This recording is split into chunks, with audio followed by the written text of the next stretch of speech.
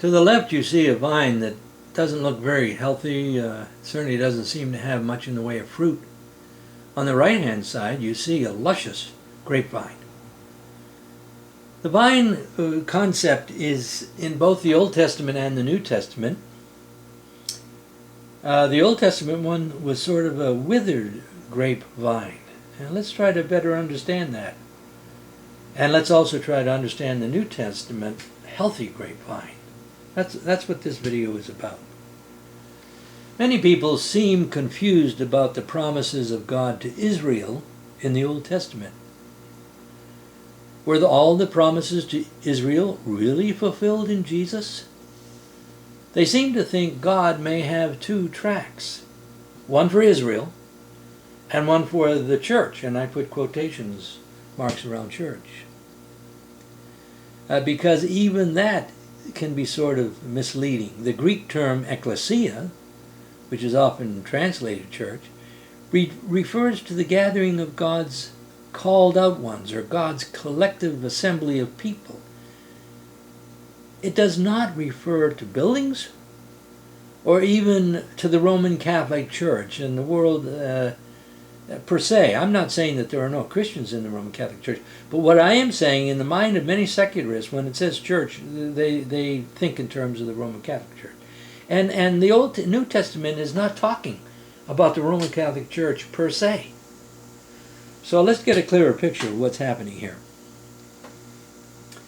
There can be local ecclesias. Notice I put a little s at the end of ecclesia, combining Greek sort of with English.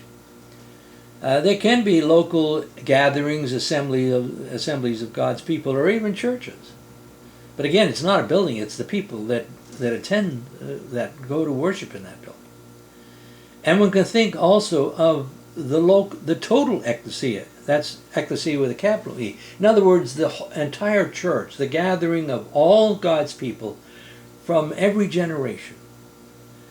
The rendering church is not the best. Now, the vine image used by Jesus can be helpful in sorting out the confusion and coming to a better understanding. Why? The concept is used in both testaments. And Jesus informed us that he is the true vine in John 15. So let's try to see what the Old Testament says about the vine in the Old Testament. So I ask, but exactly what was the Old Testament vine? And when I say OT, that's Old Testament. Whatever it was a failure. And that's what the Old Testament itself says about the Old Testament vine. But it had an extremely important role in God's plan. In other words, yes, there is a vine in the Old Testament, but God was using it in a pedagogical way to teach something. So what was God's lesson in this? Now, an analogy here might be helpful. A lot of us know about Old Testament judges in the book of Judges. There are many there. Samson is one. And God used these judges in a marvelous way, but they all ultimately fell short of the ideal judge. Certainly Samson was a failure in many ways, but nevertheless God used him mightily. But he had many weaknesses. All of the judges in various ways pointed imperfectly to the perfect judge to come. But none of them ever really measured up or even came close to Jesus, the true judge. Correspondingly, the Old Testament vine also pointed to Jesus, the true vine, but even the Old Testament itself said that the Old Testament vine failed. God thereby was teaching his people to look for a promised Messiah, the true vine. He would be the true everything. True judge, true king, true prophet, true priest, true savior, true Messiah, and true vine. Now, where does the Old Testament explicitly say in the Old Testament that the Old Testament vine was a failure. Let's consider Isaiah 5:7 first of all. It says, quote, "For the vineyard of Yahweh of armies is the house of Israel, and the men of Judah, his pleasant plant. And he looked for justice, but behold, oppression. For righteousness, but behold, a cry of distress." The verse says that God's Old Testament people failed. And the preceding verses confirm this.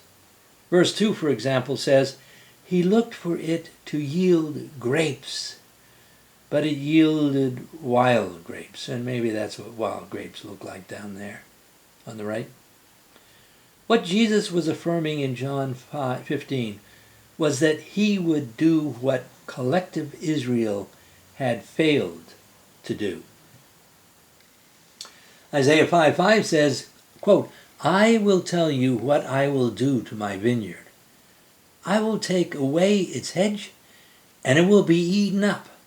I will break down its wall, and it will be trampled down. It will be a wasteland," verse 6. Just as the weaknesses of the Old Testament judges pointed to the need for the true judge, so the failure of the Old Testament vine Israel pointed to the need for the true vine, the true Israel. And that's Jesus. That's a title for Jesus. Isaiah 49:3. His name is Israel, and Israel, verse 3, was going to save Israel, verses 5 and 6. So you have one person saving Israel. Jesus gave the name Israel to Jacob. He changed Jacob's name to Israel, and Jacob became an Israelite, just like Christians become Christ-like. A Christian is a person, the name Jesus is right in there, Christ, the title of Messiah. And Jacob was an Israelite. He was the true Israel. I mean, Jesus, the promised Messiah in Isaiah 49:3, would be the true Israel. Jacob wasn't the true Israel. Jeremiah also says much the same thing. Quote, "For long ago I broke off your yoke and burst your bonds," he said. "I will not serve you, for on every high hill and under every green tree you bound yourself playing the prostitute. Yet I had planted you a noble vine, a pure and faithful seed." And you can see Jeremiah 2 there to the right.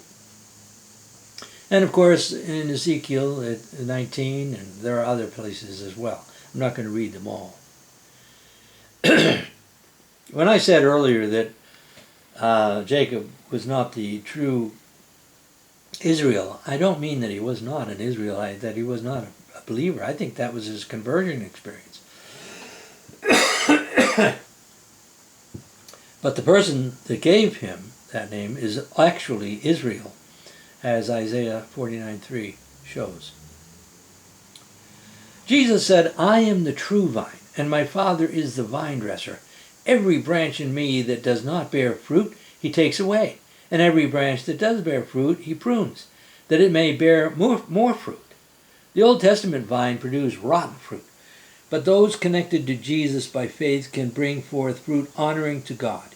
In verse 5, Jesus said, "I am the vine, you are the branches. Whoever abides in me and I in him, he it is that bears much fruit. For apart from me, you can do nothing."